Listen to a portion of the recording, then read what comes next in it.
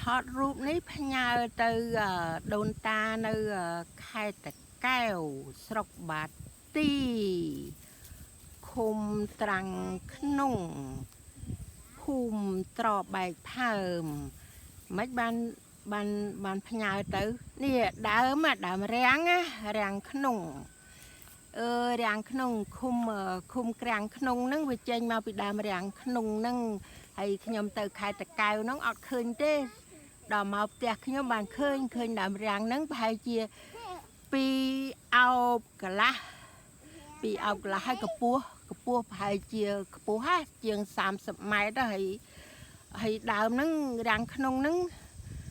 ពណ៌ក្រហម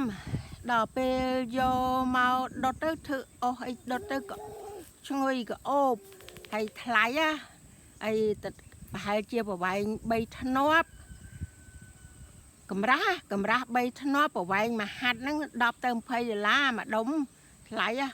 ហើយបើបានណាគេកាប់ហើយគេគាស់យកទាំងរឹសទៀតដើមហ្នឹងមានអីទេមានប៉ុណ្ណឹងផ្ញើទៅស្រុកដូនតាហើយ